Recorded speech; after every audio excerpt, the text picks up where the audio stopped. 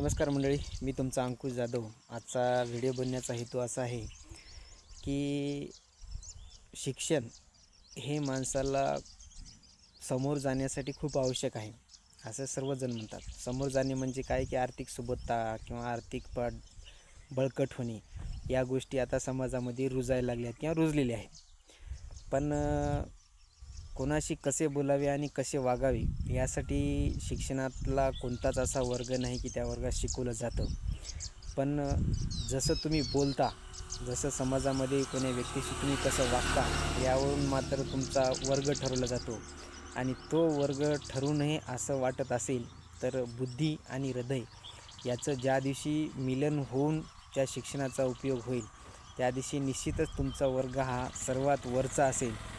नोकरी मिळवणं हा हेतू असावा, पण तो दुय्यम असावा. पण समाजामध्ये वावरत असताना हृदय हे डोक्यापेक्षा जास्त चालवावं असं मला वाटतं. त्यामुळे प्रत्येकाने विचार करावा की कोण्या व्यक्तीशी कसं बोलावे किंवा कोणाचं मन न दुखवता समाजामध्ये कसं वागता येईल.